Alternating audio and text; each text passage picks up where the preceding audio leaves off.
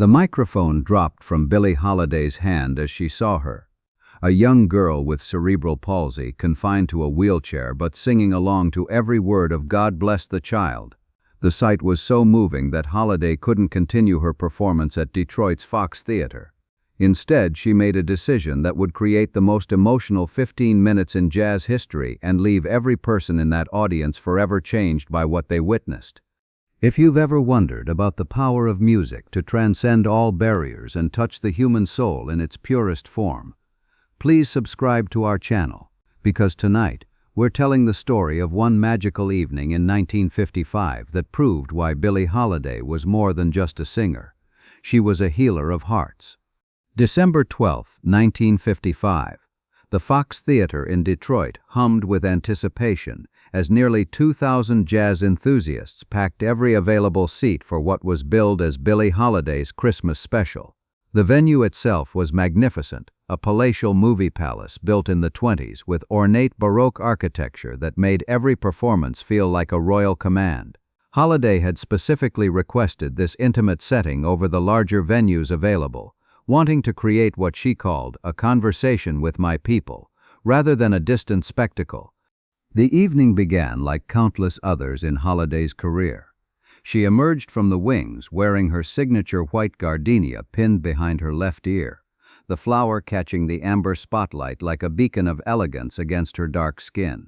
Her voice, weathered by years of struggle but still capable of heartbreaking beauty, filled the theater as she opened with "What a Little Moonlight Can Do." The audience was immediately transported, hanging on every note, every pause, every subtle inflection that made Holiday's interpretations unlike anything else in popular music. But something was different that night. Though neither Holiday nor her audience could have predicted what was about to unfold. In the third row center section sat 12-year-old Sarah Martinez, a girl whose love for music had sustained her through years of medical treatments and physical limitations. Sarah had cerebral palsy, a condition that affected her mobility but had never diminished her intellectual capacity or her passion for jazz music. Her parents, Maria and Roberto Martinez, had saved for months to afford the tickets, knowing that seeing Lady Day perform live was their daughter's greatest dream. Sarah's wheelchair was positioned at the end of the row, allowing her an unobstructed view of the stage. She wore her best dress, a blue velvet creation her mother had sewn specifically for this occasion, and her eyes shone with an excitement that was palpable even from the stage. As Holiday moved through her opening numbers, Sarah mouthed along to every word, her hands moving in small gestures that resembled conducting, her entire being absorbed in the music that had become her refuge from a world that often seemed designed to exclude her. Holiday was midway through God Bless the Child, one of her most personal compositions, when she first noticed the girl in the wheelchair. The song held special meaning for Holiday, as she had co-written it during a period of financial struggle, and she always performed it with particular intensity. But as she reached the line about having your own, her eyes locked onto Sarah, who was not only singing along but displaying an understanding of the song's deeper emotional content that seemed far beyond her years.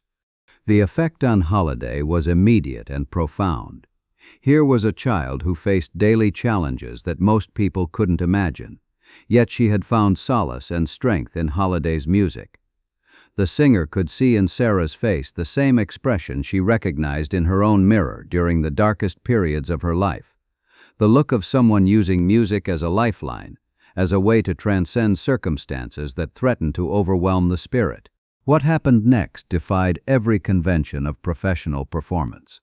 Holiday stopped singing mid-verse, her voice trailing off as she continued to stare at Sarah. The orchestra, confused by this departure from their rehearsed routine, gradually ceased playing until an eerie silence filled the theater. 2,000 people sat in bewildered quiet, unsure whether they were witnessing a medical emergency or some avant-garde artistic statement. But Holiday's intentions became clear as she carefully set her microphone down on its stand and began walking toward the edge of the stage. The Fox Theater's architecture included a small set of steps that connected the stage to the main floor, originally designed for special presentations, and Holiday descended these steps with a grace that seemed almost ethereal in the theater's dramatic lighting. The audience watched in stunned silence as their evening's entertainment transformed into something none of them had ever experienced before.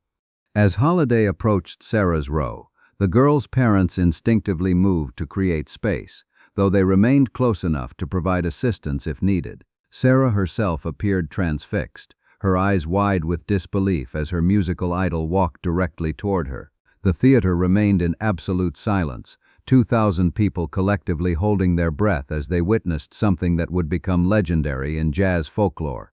Holiday knelt beside Sarah's wheelchair, bringing herself to the girl's eye level with a gentleness that contradicted her reputation as a hard-edged performer who had survived the roughest clubs in America. What happened next would be debated and discussed for decades among those lucky enough to witness it. Holiday reached out and took Sarah's hand, a gesture so simple yet so profound that several audience members later reported feeling their hearts skip a beat. The conversation between them was conducted in whispers, inaudible to the rest of the audience but clearly meaningful to both participants.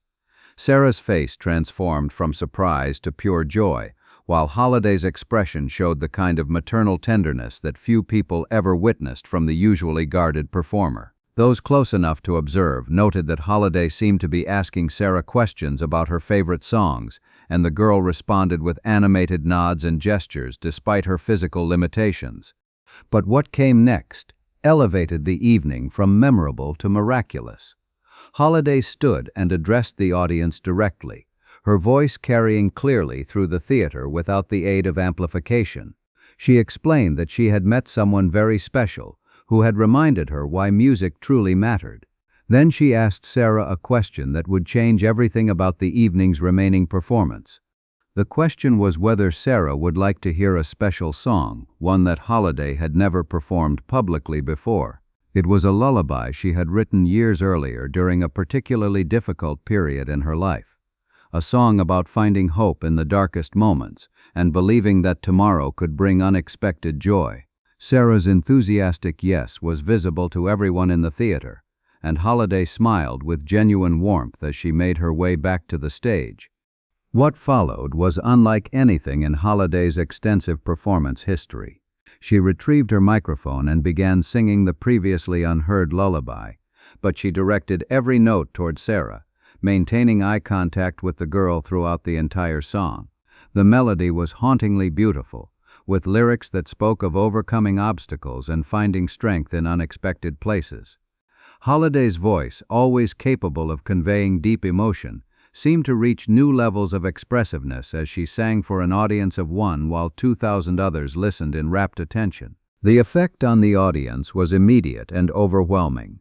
Within the first verse, tears were visible on dozens of faces throughout the theater. By the time Holiday reached the chorus, which contained the repeated line, "Every child deserves to dream," the emotional impact had spread to virtually every person in attendance. The song seemed to speak directly to something fundamental about human resilience and the power of hope to transcend any circumstances. But the most powerful moment came during the song's bridge, when Holiday descended from the stage once again and began walking slowly through the audience while continuing to sing. She moved through the aisles, making eye contact with individual audience members, her voice never wavering despite the physical exertion of walking and singing simultaneously. The intimate nature of this performance style made everyone feel as though they were receiving a personal concert from one of America's greatest artists. The emotional crescendo occurred when Holiday returned to Sarah's row for the song's final verse. She knelt beside the wheelchair once more and sang the concluding lines directly to the girl, her voice dropping to barely above a whisper, yet somehow remaining audible throughout the theater. The final note hung in the air for what seemed like an eternity before Holiday gently kissed Sarah's forehead, a gesture that broke the emotional dam that had been building throughout the performance. The audience's response was unlike anything the Fox Theater had ever witnessed. The standing ovation began immediately and continued for nearly 10 minutes, with many people openly weeping as they applauded. But what made the moment truly extraordinary was that Holiday remained beside Sarah throughout the ovation, holding the girl's hand and sharing the audience's emotional response with her. Sarah herself was crying tears of pure joy, her face radiant with happiness that seemed to illuminate the entire theater. The impact of that evening extended far beyond the theater walls. Word of Holiday's unprecedented performance spread throughout Detroit's jazz community within hours, and by the next morning, newspaper reporters were calling the Fox Theater trying to verify the details of what had occurred. The Detroit Free Press ran a front-page story about the concert, calling it an evening that redefined what live performance could achieve. Other newspapers picked up the story, and within days it had spread to jazz publications across the country.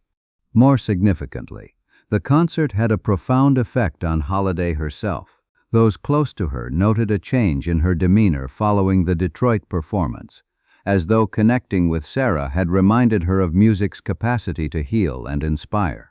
She began incorporating similar moments of audience connection into her subsequent performances, though none would ever match the spontaneous magic of that December evening in Detroit. The story took on additional poignancy when it was revealed that Sarah Martinez had been given only months to live by her doctors. Her parents had brought her to the concert, knowing it might be one of their last opportunities to share her passion for music. The evening with Holiday became one of Sarah's most treasured memories during her remaining time, and her parents later reported that she spoke about it constantly, always with the same radiant smile she had worn in the theater. Sarah passed away the following spring, but not before Holiday had made arrangements for a private recording of the lullaby she had sung that night to be delivered to the Martinez family. The recording, made in a professional studio with full orchestration, was accompanied by a handwritten note from Holiday expressing her gratitude for meeting such a brave and inspiring young person. The Martinez family treasured this recording for decades, eventually donating it to the Smithsonian Institution's Jazz Archives, where it remains available for researchers studying Holiday's life and career. The ripple effects of that December evening continued for years. The Fox Theater began hosting an annual benefit concert for children with disabilities, explicitly modeled on Holiday's spontaneous gesture of inclusion and recognition. Local jazz musicians donated their time to these performances, creating a tradition that lasted well into the 1980s. Holiday herself returned to perform at several of these benefit concerts, always making sure to incorporate moments of personal connection with audience members who faced physical challenges. The story also influenced Holiday's approach to her recording career. Her next album, released in 1956, included several songs that dealt with themes of hope, resilience, and the power of human connection. Music critics noted a new warmth in her vocal style, as though the Detroit experience had unlocked emotional depths that hadn't been fully expressed in her earlier work. The album became one of her most successful commercially and is still regarded as a masterpiece of vocal jazz interpretation. But perhaps the most lasting impact of that evening was its effect on the broader understanding of what live performance could accomplish. The story of Holiday and Sarah became a touchstone for musicians across genres, inspiring countless artists to view their audiences not as passive consumers, but as fellow human beings capable of profound connection through music. The concept of using performance as a vehicle for healing and inspiration became more widely accepted, influencing everything from folk music's protest movements to rock music's stadium concerts.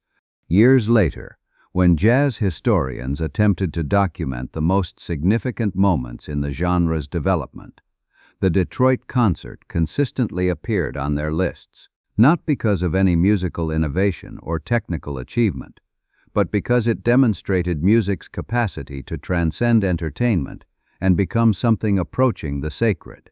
The evening proved that the most powerful performances often occurred not when everything went according to plan, but when human spontaneity and genuine emotion were allowed to guide the artistic experience. The legacy of that December night in 1955 continues to resonate today. Modern performers across all genres cite Holiday's willingness to abandon her planned program in favor of authentic human connection as an inspiration for their own approach to live performance. Music therapy programs often reference the story when explaining how musical experiences can provide healing and hope to people facing significant challenges. The Fox Theater itself maintains a small plaque near the spot where Holiday knelt beside Sarah's wheelchair, commemorating what many consider the most emotionally powerful moment in the venue's long history. Visitors often stop to read the inscription, which simply states, "On this spot, December 12, 1955, Billie Holiday reminded us that music's greatest power lies in its ability to connect one human heart to another." The story serves as a reminder that the most meaningful artistic experiences often occur when performers and audiences abandon their prescribed roles and meet each other as fellow human beings, sharing a moment of authentic connection. Holiday's decision to stop her concert and sing for Sarah demonstrated that great art is not just about technical skill or professional presentation, but about recognizing and responding to the humanity that exists in every audience. Today, when we listen to Billie Holiday's recordings or watch footage of her performances, we can hear echoes of that December evening in Detroit. Her voice carries the knowledge that music has the power to transform not just entertainment, but lives themselves. The girl in the wheelchair who inspired one of jazz's most beautiful moments may be gone, but her impact on American music continues to resonate with everyone who believes that art's highest purpose is to remind us of our shared humanity and our capacity for unexpected grace.